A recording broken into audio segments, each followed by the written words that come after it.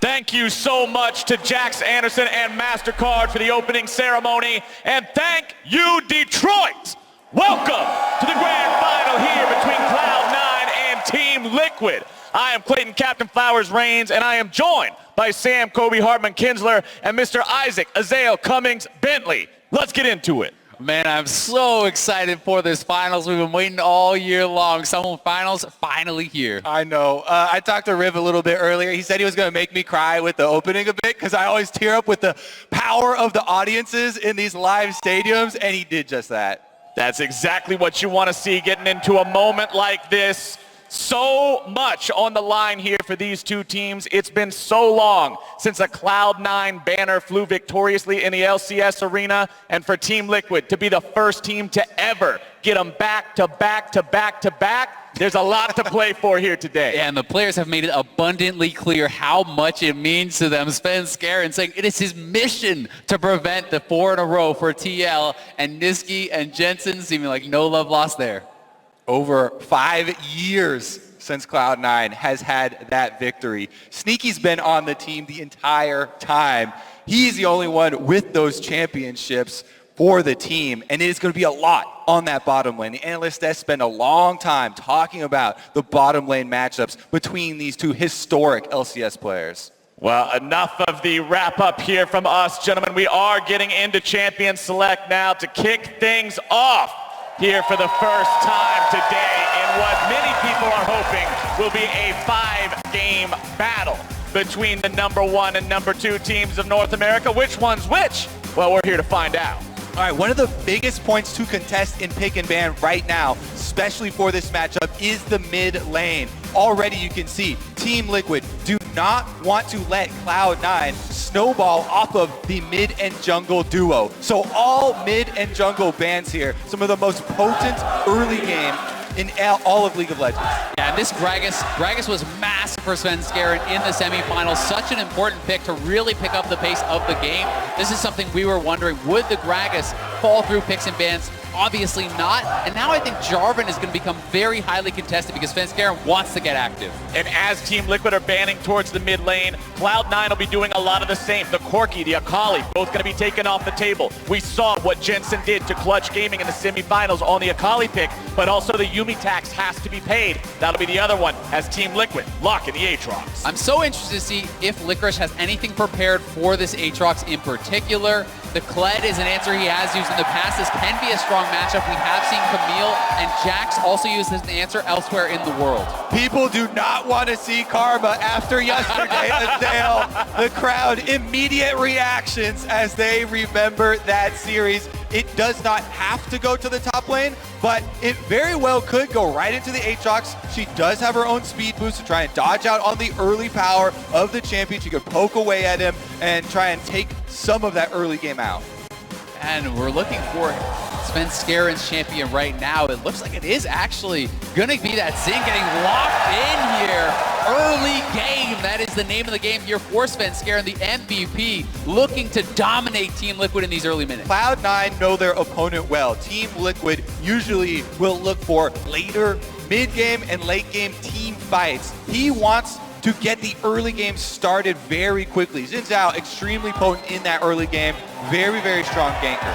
And the response from Team Liquid, they're going to pick up the Lovers duo there for this bottom lane that we've seen accomplish so much so far in summer. Now, I actually do like the positioning of this in the draft here for TL because there's only one pick available for Cloud9 before the next round of bans comes up. This means that they cannot go for a snap Caitlyn Morgana or anything along those lines, so TL could ban out some of the problematic supports for Rakan, such as Morgana, perhaps even Leona, which we've also seen be very effective. And so Cloud9, their strategy, you can see here with the Sivir lock in, trying to get Sneaky some wave clear for bottom side. They don't want to win that bottom side of the map. They just want him to deal with the minions, deal with the pressure. Meanwhile, that signals Cloud9 must want this Zeyzal active on the top side of the map. If you pick a champion like that for the jungle, you have to have the early plan. So it's all going to revolve around the extra solo lane pick that they do get and where that flex lands.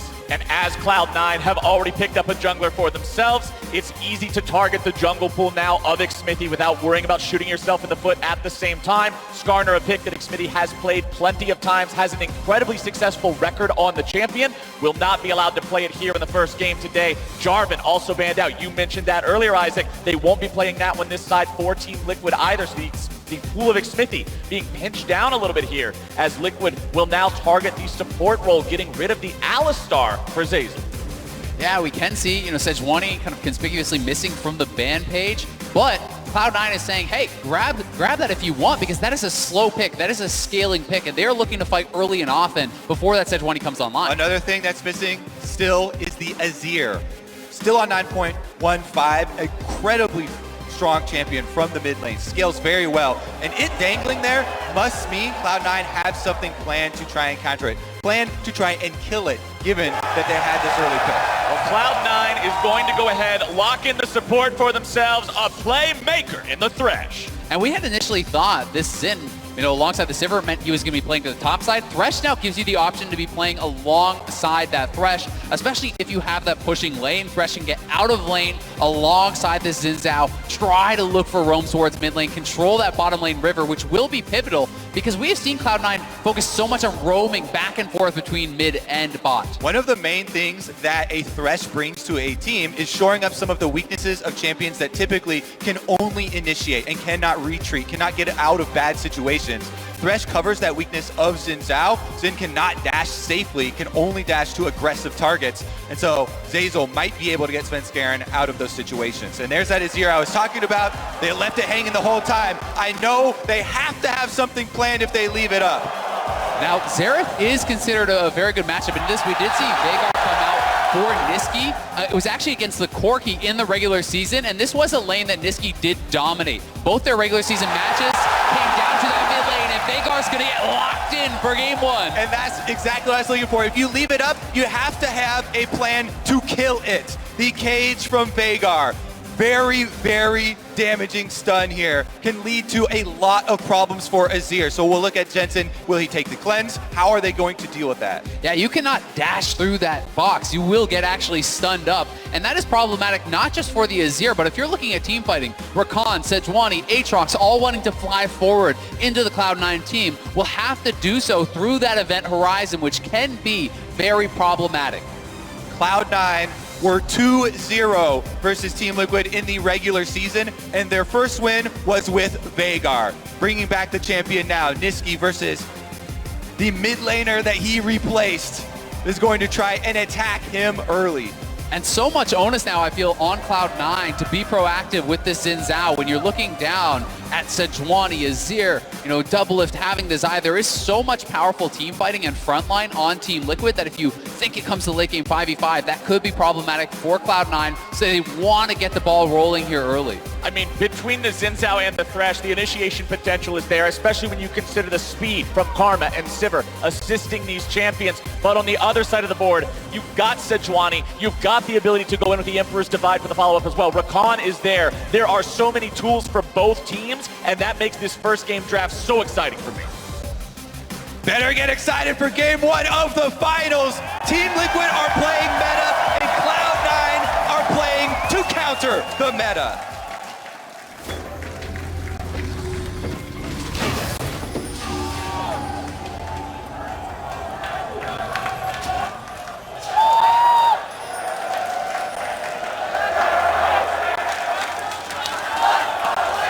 The champions are out onto the rift. The towers come to life. And the summer finals officially begin here. Team Liquid and Cloud9. 3 games means you win it all. Now, somewhere I am going to have my eyes on in these first couple levels really is that top side. Karma, starting with that level 1 mantra with the ultimate, you are going to be running this lane for those first 3-4 levels before Aatrox starts getting access to more CDR, more points in the queue, and can begin to look to fight back. There is a lot of emphasis on the early stages for the Karma versus Aatrox matchup, because later on, after Aatrox gets the ultimate and there are wards around for the junglers, he can have kill pressure on the Karma. So Karma has to make use of the early advantage. early on, Licorice, range advantage, and Klepto is going to try and mine as much of those procs off this Aatrox and bully impact as much as possible. And as the minions collide here, we're going to take a step back and hear from what we heard earlier from Svenskeren and his thoughts on Doublelift. Yeah, I think I've been kind of jealous the last 2 years of Doublelift just winning everything. I feel like when we were playing together on TSM, I didn't really realize how important he is to a team, that really whenever the game, like the series really matters the most, he's able to always show up and just shock call. I think that's one of his greatest attributes, and it's something I've been trying to learn from him over the last 2 years of just constantly like losing, is that when the game really matters the most, like you just have to be loud and show emotion. And I think I finally got some of that. Finally getting some of Jensen there in the mid lane now too, but it's going to be Xmithie coming in for the counter gank.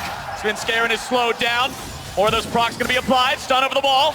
Xmithie will find the CC, but Jensen is too low to follow up. The 2v2 continues, but both sides will disengage. Yeah, very intelligently, Nisqy was actually focusing Jensen as they chase Svenskeren, and he gets him low enough that they cannot continue that chase, but critical early counter gank there for Xmithie. And look at the sustain for this lane. No potions left for Azir, no charges left on the corrupting potion for Nisqy. Everything expended from both teams. They know how pivotal the mid lane matchup is. And as we see both these junglers contributing towards the mid lane here early on, the stat that popped up on the side of your screen, it was a 5-0-6 score line for this Veigar of Nisqy when they played Team Liquid with it before. It was almost a third of the team's entire damage output. The man can pop off on this champion. I'm not surprised to see Xmithie making sure he hovers around here to stop Cloud9 from playing through it. Yeah, and something I actually noticed here, very interesting, it's actually the Relentless Hunter taken from Nisqy. So that is out of combat move speed, which tells me he does want to get out on the map. He does want to be moving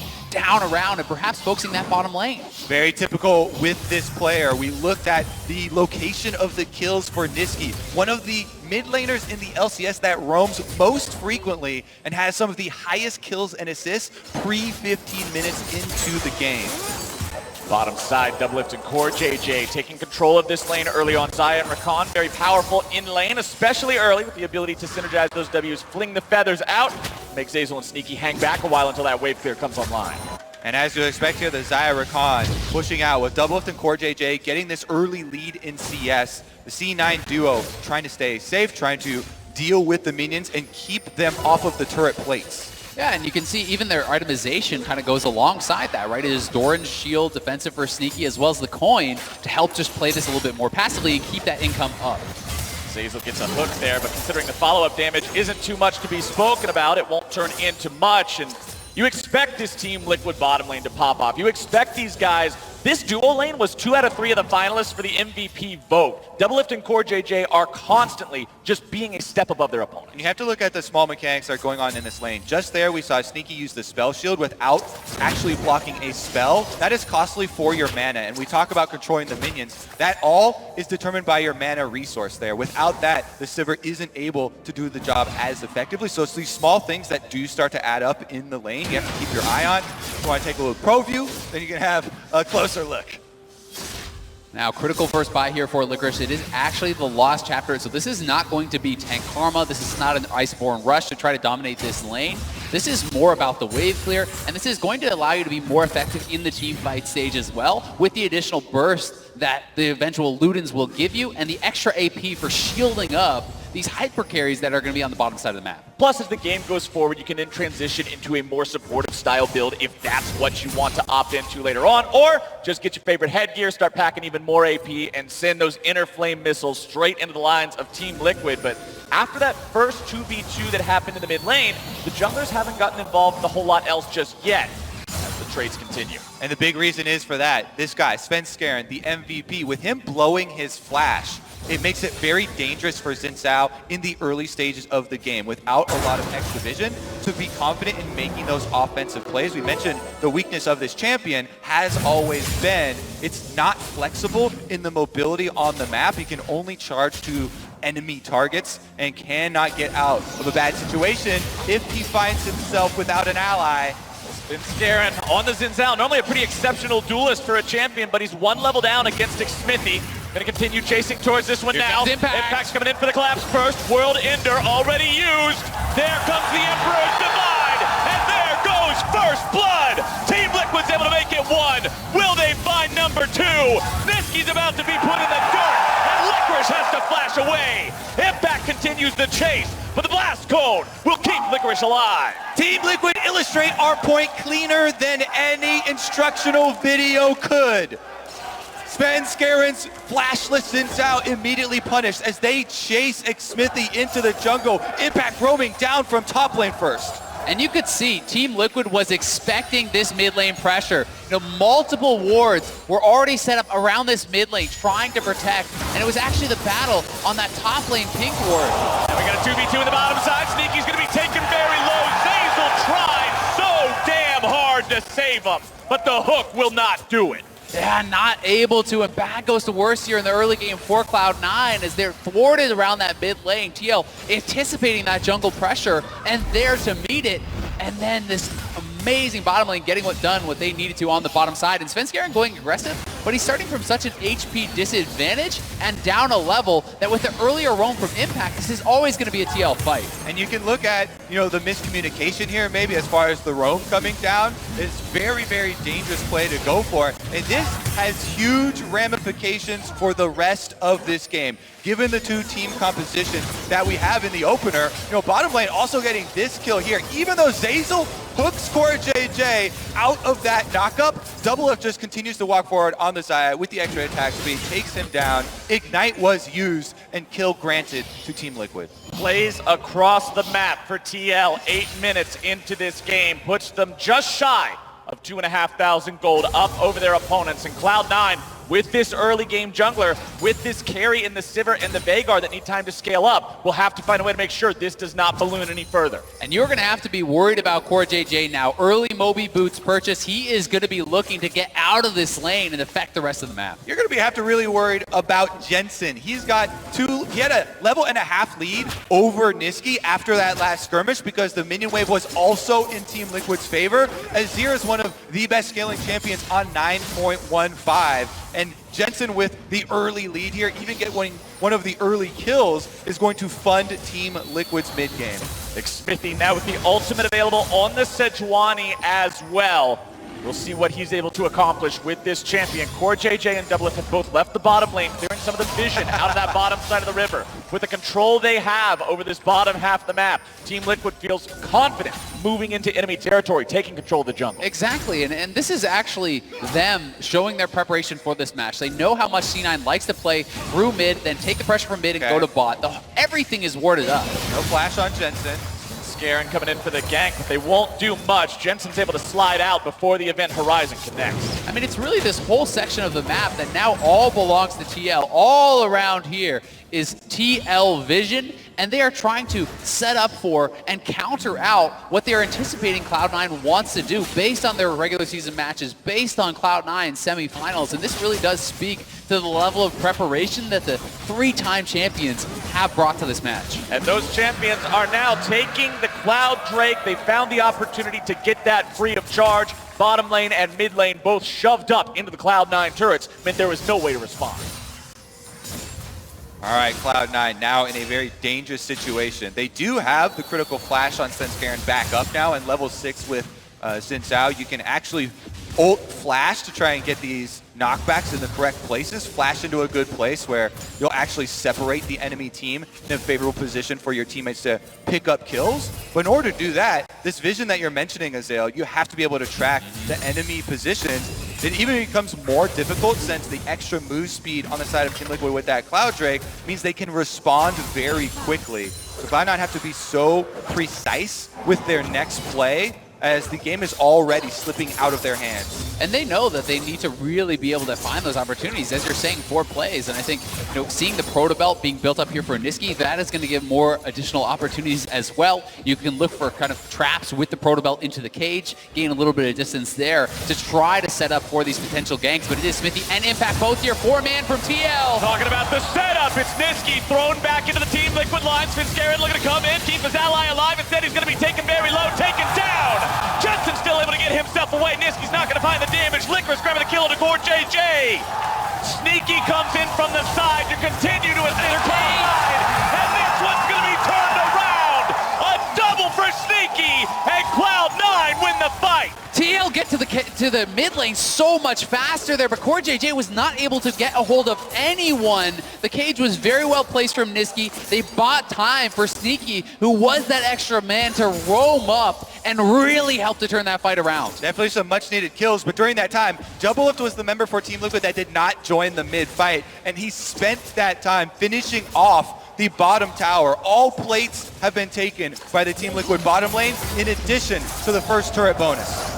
And that is solo plate and first turret gold going over to Doublelift there. He is going to be so rich. TL look like they are going to crush this fight. 4 members showing up, but look at this. Not able to actually get the charm over onto Nisqy, then locked down in the cages CoreJJ. CoreJJ really wasn't able to accomplish much in this fight. Yeah, as you can see, the roam over here as well from Sneaky finally cuts off that extra kill onto Jensen. So Cloud9 actually get the money where they want it onto the Sivir, because with the game slipping away into Team Liquid's hands, their hope is now to have Sneaky with multiple crit items be able to carry a team fight. And when you're looking at the gold differential between these two bottom laners, Sneaky just got 2 kills on that roam, and yet he is still 1,200 gold behind. So those were critical kills. If you make that move and don't get that payoff, you are desperately behind. But I like the fact that they went for the move. They knew how far behind they were. They made that happen. Yes, you know you're leaving that turret vulnerable to Doublelift, and yes, he got a lot of money for himself. But Cloud9 is not a team to simply let Liquid run away with the early game. And very clearly, you know the next steps when you take down bottom lane uncontested, Team Liquid can swap their bottom lane up to the top side of the map where the Rift Herald is. They've already taken the dragon off the map, so there's nothing for Cloud9 to try and answer with. Team Liquid pressuring this Rift Herald. They actually draw it out, and C9 have all members here. You can see on the map, Impact is split pushing down there with the Aatrox with the teleport advantage.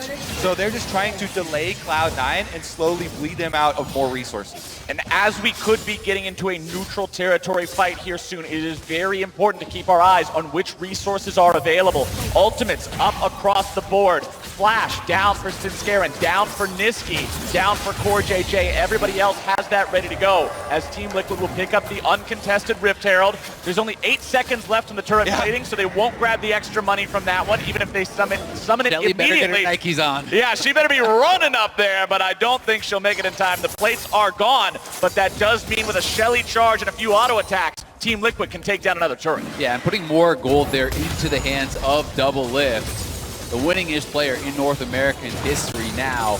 Certainly set up to carry in this game, and even this Karma versus Aatrox matchup, we talked about the early levels and the early stage being favorable for the Karma. Impact has picked up a lot of extra gold from these kills, has a ton of CDR in his pockets. When he completes that Black Cleaver, this is going to be very, very difficult for Licorice. He's reached the stage of the game where he's building towards Ardent Sensor and support items, and that is not going to be a favorable 1v1 at any point for the rest of the game. Yeah, a 1v1 is going to be difficult, as well as a 5-on-5. Aatrox is a massive team fight threat. The one counter that Cloud9 have drafted for themselves, though, is, again, the big cage from Nisqy. They're hoping that this Veigar control of the area of the team fight will set up Zeyzal for the Thresh to land the more difficult skill shots. But as we continue moving towards what is now the mid-game, as we've seen the laning phase end here, second Drake spawns, and on spawn immediately taken by TL. Cloud9 knows these fights in neutral territory are just not plausible at this point. Yeah, they really are not. With the advantage that TL has, with the vision advantage that TL has, they have got to play it slow. They have got to play it safe. C9 needs to wait for that perfect opportunity, and it really just becomes a question of, will TL actually show that to them?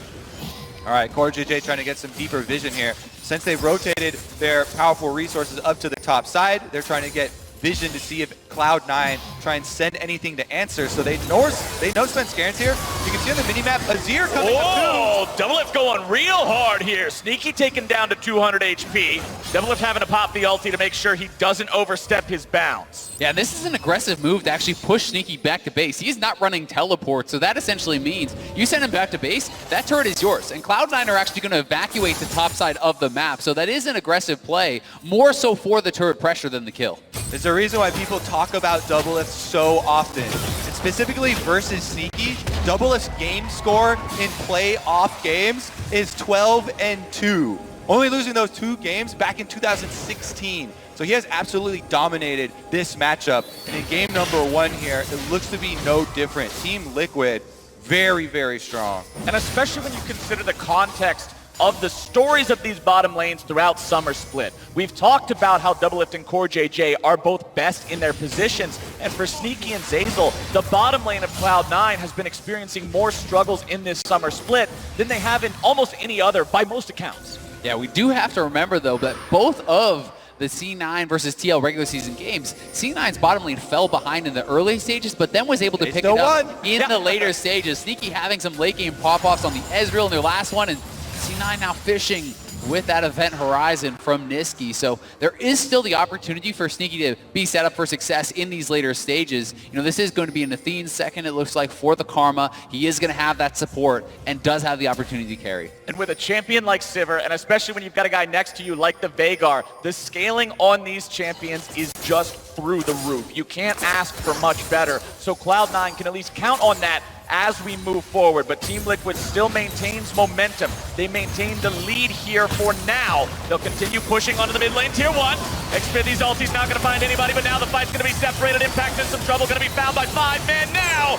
Shut down over to Cloud9. CoreJJ! 2 for 0 so far. CoreJJ gets nothing, and C9 get 2. C9 have done it again. They get some kills in a mid-game team fight while down significantly in gold, in map pressure, in power, but they get the 5v5 victory. And another kill goes to Nisqy, that critical late game carry. TL overstepping their bounds a little bit here, trying to pull off the dive at the same time as this turret, but Svenskeren sees Licorice is on the side with him, and you can just turn and collapse on this 2-man squad. And look at that replay. Completely split off there. Team Liquid had their tank line and their DPS line on the opposite sides of that rock. They did not have Azir auto-attacking. They did not have one of their biggest carries adding anything to that dive. Plus, they started it off with one of Xmithie's kind of famous Sejuani ultimates that was unable to get them the initiation they're looking for. Like that in the finals. Cloud9 absolutely punished them.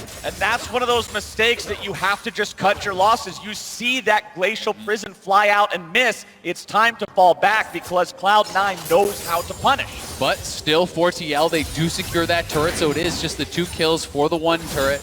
And certainly nice for Cloud9 from a deficit, but not devastating by any means here for TL. And they are going to have their eyes on this next Infernal.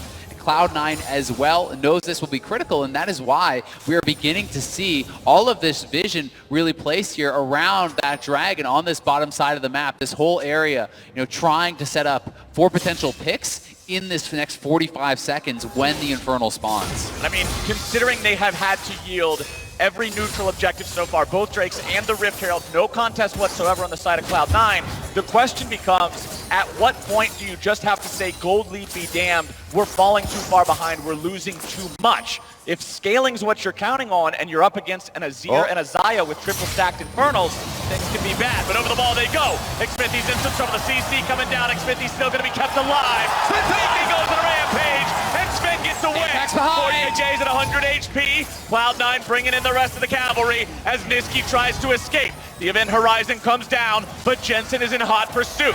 Nisqy will continue firing off the spells, buying time for his team to attempt the Infernal. Impact and Jensen will still keep chasing and will finally bring him down. Yeah, and they're not going to have time to do this Infernal. Svenskeren is too low there. Despite the fact that they get the kill on Xmithie, Nisqy's going to get sectioned off, and it will be TL starting this up, but Svenskeren is staying around for potential steal. Will he be in time? There's no smite for Team Liquid. Xmithie's coming from base from just dying, but Cloud9 are low on health.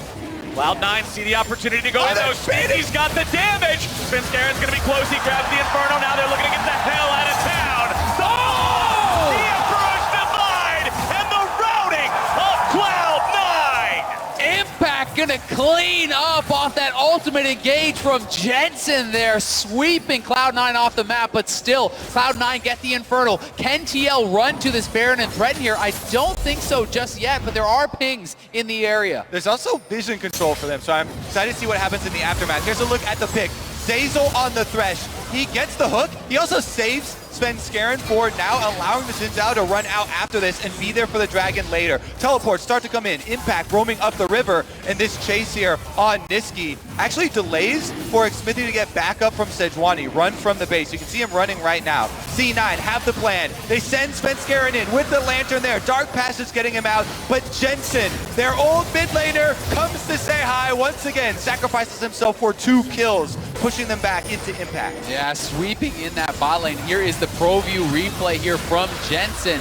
Knowing the lantern is down, knowing the flash was used there by Licorice, sweeps in the bottom lane, does go down as a result, but certainly well worth it on the play. But we aren't done yet, ladies and gentlemen. Svenskaren's going to be caught out, but CoreJJ's the first to fall. Zhao ultimate doing wonders to keep Cloud9 alive in these fights. And the Thresh. We said it would shore up some of the weaknesses of Zhao as a champion. Zeyzal is doing just that. These dark passages are keeping him alive. Yeah, they have been so critical, and CoreJJ, I think, is going to need to get a QSS to be able to effectively playmake in this game. He is getting locked down so heavily by the event horizon, by this Thresh, and really needs the ability to go aggressive and look for those signature engages. Now these fights continue to be exciting, but Team Liquid still have far more firepower. With the extra gold, they've turned it into items here. Big 2 item power spikes have coming across the board. And very quietly here, Impact now has 5 kills on the Aatrox, that team fighting giant. Nisqy with a very confident back there, knowing that he was going to get out before the Rakan knockup would have come through. Gets himself away to safety, and here's a little bit of a checkup on that split push situation we were talking about earlier, where the Aatrox will continue building these very powerful duelist items, Black Cleaver, Death's Dance, and Athene's Unholy Grail just doesn't have the same weight to it. Yeah, I mean, without sort of a healing debuff, you're never even going to threaten Impact, so really all you're trying to do here as Licorice is actually clear the waves and prevent him from getting turret damage. It is no longer about harassing Aatrox whatsoever. You are not going to be able to get anything done there. Baron alive, 23 minutes into this game, still a 4,000 gold lead for Team Liquid, despite the fact that these fights have seemingly been favoring Cloud9. That gold lead just continues piling up for the TL squad, 3 turrets to 0. A lot of that, also including plate money, is a massive contribution to this team's lead. All right, whenever there is one of these stacking champions in the game, like Veigar, I like to check in on the passive. He currently has farmed 183 extra ability power off of the passive for Veigar. So Nisqy is definitely scaling up there, but C9 still have to make creative plays in this game because Team Liquid, holding the vision control over them, are daring anyone to come face check. And my real question is, is TL comfortable in this position, or will they be the ones to start up there? Hey! With the scaling on their side and with the powerful front line, they're going to be content to just continue to farm this one out and wait for C9 to feel that pressure, the lack of vision around the Baron, and try to do something about it. Cloud9 still just clearing through their own territory right now. You can see most of their wards are placed down on their side of the map. The river controlled by Team Liquid. TL trying to force those wards further into the Cloud9 jungle as well. Scuttlecraft secured in time by Jensen before Sneaky's able to steal that one away. Cloud9 will try to fight back in the vision war here, but it's pretty difficult considering the control Team Liquid has. Certainly a tough position here for Cloud9. Xmithie going in. Oh, Nisqy finds himself jumped on, but a good cleanse getting him away from that. But now the counter engage is coming in, and Team Liquid's got the follow-up. Sneaky flashes away, but it's already a 2 for 0. TL got what they came for, and they're going for Baron. Baron should be fairly easy for them to pick up. No smite available to steal it away. So Team Liquid, all they have to do is make sure some random ability doesn't take them down. Nisqy into the river. Impact looking for... Oh, he stepped out of the bush, so they know he's there. Nisqy could potentially try to steal here with the combo, but that was off on the Baron, and not sure if he's going to have the cooldowns in the vision to even try. Veigar does an incredible amount of damage. Event Horizon coming down. Baron's going to be secured. CoreJJ taken low, but not going to be taken down just yet. Jensen going in, looking to find those kills. Nisqy's knocked up into the air. Event Horizon's not able to do it. And Impact is on a rampage. 6 kills for the Team Liquid top laner. Baron buff on, and they will take turrets. Team Liquid wearing purple, marching down the top lane. They'll summon up the Sun Disc to protect their back, and now now this game is looking dire for Cloud9. And it was all off the engage there by Xmithie in the mid lane. The Event Horizon down. He finds his opportunity here. As soon as that gets dropped, he says, go, go, go. They know they're not going to have that critical defensive tool. CoreJJ coming in from the side, the charm and knock up on multiple members, and they get shredded. And CoreJJ flashes inside the Zhao ultimate there to avoid any possibility he gets knocked back by Svenskeren. Really good instant flash there. Everyone getting inside. They finish off the 2 kills so quickly, taking off the enemy's smite and opening up this push. And Team Liquid is a team that has a low average game time. They finish games quickly. Once they have the edge, they're fast to put it in their opponent's heart. And I want to see that here now. Can they end this game off of that single berry?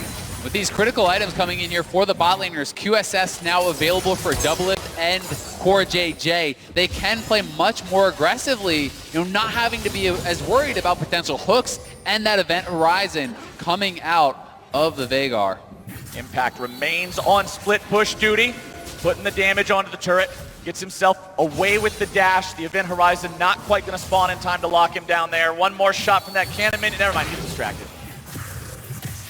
They're close to taking out that tier 2 though, as the tier 2 mid lane also finds itself under siege by the rest of Team Liquid. Jensen actually setting up shop in the top side now, the 1-3-1 from TL.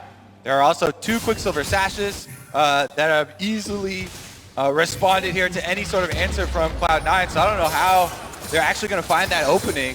Honestly, you have to have like 2 forms of initiation to be able to even catch one of those guys. I mean, there's Banshee Veil on the mid laner, there's a stopwatch on the jungler, there's, so many answers to the Cloud9 engage, and Cloud9 just getting pushed back here. TL going in again. They're going to get the ultimate out of Nisqy and most of his health bar as well. Redemption coming down to keep everybody strong on the push. Jensen sieging top. The rest are mid. Impact still set up in the bottom side. And Team Liquid's 3-pronged attack will make its way into the Cloud9 base.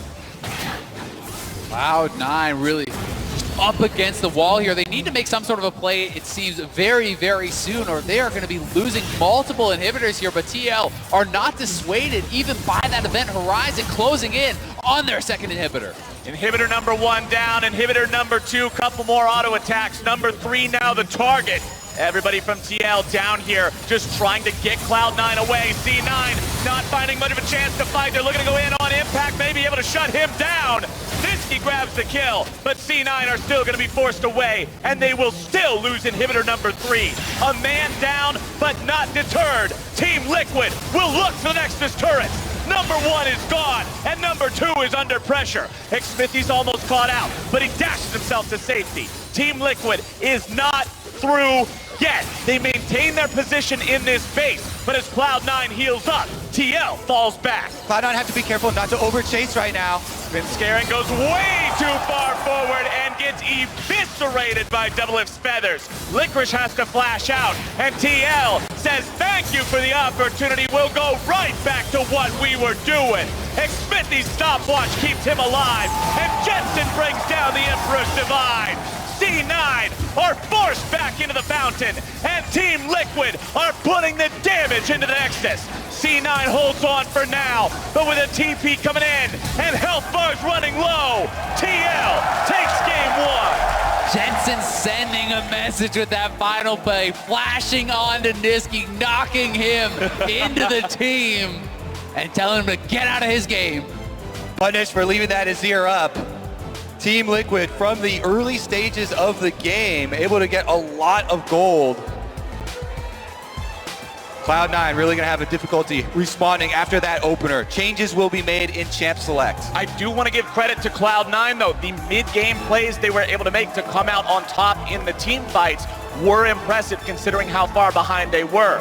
But when you look at the turrets and the plates and the leads built by Team Liquid and the fact that one mistake in the mid lane that TL was able to punish led to a Baron, led to a game, TL is not a team that you can allow them to build those leads. Yeah, the most impressive thing for me here was Team Liquid's preparation. The obvious preparation for Nisqy and Svenskeren looking for those 2v2s, for them to attack Jensen. There were so many early game wards around that mid lane, preventing a lot of the opportunities that Svenskeren was looking for. And even when he found them, Xmithie was there waiting. They're bringing down multiple members. They are trying to attack the strong point of C9 and shut them down. C9 falls to Team Liquid here in game number 1. But for more on how this one played out, let's hear from the State Farm Analyst Desk. Thank you, Captain Flowers, and welcome Huni and Demonte to the desk to help us break down this first game of the series, fresh off their own from yesterday here in Detroit. Could we have asked for a spicier or better game to kick off a best-of-5 finals? I don't know. That was pretty explosive. I think C9 fans would have liked for it to be a little closer maybe in the early game, so maybe better for Team Liquid. All right, let's dive into the draft, though, because we heard the casters talking about it. Maybe Cloud9 will look for some adjustments in game 2, but I want to get your opinions on how it all played out. Yeah, I mean, in my opinion, let's just start with the Team Liquid comp. Like, all the picks are, like, strong. This is, like, meta. Like, and also for the C9, I think if they really wanted to play Karma with a strong jungle, I think it would have been better with the mid Karma and the jungle Xin. And then actually they rolled out like early game, and then they use a snowball like way earlier. I think the mid pick with the Veigar and top Karma with the Xin jungle was like kind of doesn't make sense as a comp. So I think next game we will be able to see I think C9 will change some draft of where we go. Yeah, I feel like C9, a big strength they've had all year really is having Nisqy on these melee champions, having Svenskeren on champions that impact mid lane a lot. And you saw in TL's bans, they banned Gragas and Kiana and Aurelia right away. It's obvious that they're targeting the mid jungle out of C9. So I think for game 1, TL got the best out of them in the draft phase. And going into next game, C9 really need to think, what can they really pull out of their champion select to get Nisqy on something more comfortable? It was also how early they took that. Like the Zin's first rotation is something you just don't see. They could have potentially baited out more bans from if that was what you're going to anyways, potentially later in the draft.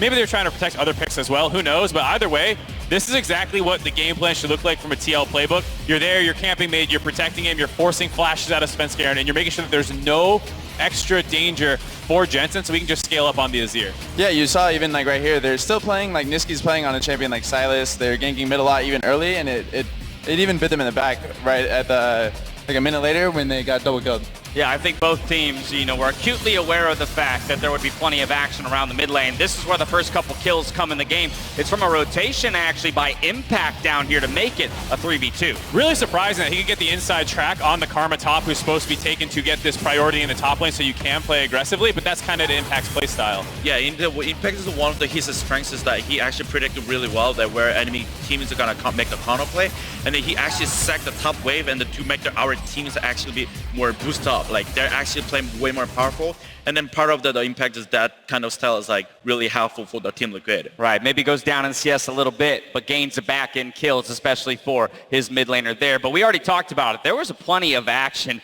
in the mid game here, and for Cloud9, while yes, maybe they drafted themselves into a bit of a hole, they really committed once again to what their champions were capable of doing, and I think intelligently used the Thresh as well to both initiate fights and escape them. It was definitely something where I think if you're a Team Liquid perspective, you're saying, wow, we could have played those a lot better. And for C9, they actually played them extremely well. So like you're saying, these hooks that were coming out, Rakan was missing a number of engages, and CoreJJ was not executing quite as well. That said, we got to talk about the Team Liquid bot lane. In Countdown, we were saying that is the expectation, that Team Liquid's bot lane will always come out of the laning phase with a lead, and they did exactly that. I think something I really enjoyed was there was some skirmish that happened around the mid lane, and I think TL was 4v5ing, and they might have came out 3 for 2, and the entire time Doublelift was just hitting the bot turret saying, good luck, guys. Right, exactly. But if he gets a 1200 gold advantage, then it kind of works To be out. fair, before that skirmish even happened, he was up 20 CS. They had already solo killed, C9's bot lane with this play right here. So, yeah, they were grooving and all over the map in the early game, and what's nice is once you're already ahead, you can kind of say, all right, we'll take this 4v5. Doublelift, don't even show up. It'll still be a 2-3 for us. I mean, honestly, this even skirmishes could have turned to way better for Team Liquid too. Like, this fight was like kind of 4v4 with the CoreJJ, like, versus the enemy comp. Like, the Veigar was like, the cage was like pretty annoying, but CoreJJ definitely could have played way better. And this fight easily could have turned to, even though it was a 4v5, like I said, 2 for 2 or like 1 for 2. Like, and then meanwhile, the Doublelift is getting both tier 1, which is like, he got full. A very important double kill for Sneaky to pick up there to keep himself even remotely close in the goal. This is another one fight for Cloud9. Again, what speaks to me is the confidence by which all 5 members chose to take that fight on the right side, recognizing a split TL. And this is one of those interesting games where between the matches, both teams have such clear things to pinpoint. C9 cannot afford to have such bad laning phases, so they want to target about shoring those up, so you're not taking these fights down 4,000 gold already. But from Team Liquid's perspective, you didn't execute these well at all. With a 4,000 gold lead, you should be slaughtering them. And so both teams have clear things that they can look towards going into the next game. Yeah, I think if C9 do not change up something in draft phase and how they're laning, I think the next 2 games are going to be very difficult for them. Well, there you have it. That's a very definitive statement, but I think a lot of people would agree with it. So, if you had your druthers, what would you change from Cloud9's draft in order to ensure both a better laning phase and maybe some more options in that mid to late game, even if they are behind? Well, I think first of all, I think Rakan is something that Team Liquid and Doublelift, they perform on constantly. And then on top of that, I spoke on it earlier, but I would like to see them get Nisqy on a melee champion, something that's good at skirmishing. That way, these level 2, level 3 ganks that Svenskeren put on mid lane maybe mean a little bit more. Yeah, I think they should be able to do that moving, hopefully, to blue side. You'll hopefully correct me. I'll let you know when I have that information. We're always waiting on bated breath for what the side selection Either way, will be. I doubt TL going into red side is going to ban Qiyana, Aurelia, and Akali. One of those should get through, and they should be able to first pick that for C9. So most likely, they'll get a much more comfortable matchup for Nisqy. You guessed it right, C9 blue side. Huni, specifically looking at that top lane. Again, you talked about how strong impact can be, even in a matchup where the Karma should have the advantage. So what's the response for Licorice? How would you pilot this matchup against Impact? I mean, for me also, it's like really important is when versus the Impact is like he's one that like really unpredictable. Like let's say even though I'm winning, like he just sack the wave and he go to one of the person that go to dragon. Like he's even though he lose the turret, he's gonna get the dragon. I think it's more important is having like better communication between that. Like let's say even though I have prior this time that like small window that he's gonna be moving. Final and point. Careful that. I was going to ask, do you think it's worth then going for a less lane-focused champion and something that can kind of match him in the mid to late game a little bit better? Yeah, I think so too. Like what I mean is like these metas is like also kind of important to playing the trajectory side, but what I mean is like the Drake and Nashor is like way too strong to play the side, and eventually it's kind of like 5 versus 5 com is going to be winning this kind of metas. It was an action-packed first game. Damate, Huni, thank you so much for joining us here to break down that match. Game 1 of the finals goes to Team Liquid. We'll see what Cloud9 can bring to the stage when we return for Game 2.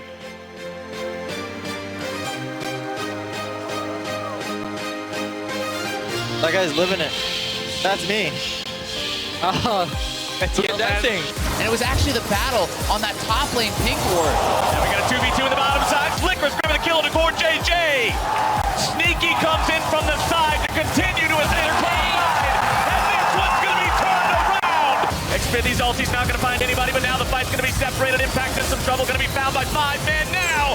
Svenskaren's going to be close. He grabs the Inferno. Now they're looking to get the hell out of town. Xmithie going in. Oh, Nisqy finds himself jumped on, but a good cleanse getting him away from that. But now the counter engage is coming in. Liquid are putting the damage into the Nexus. C9 holds on for now, but with a TP coming in, TL takes game 1.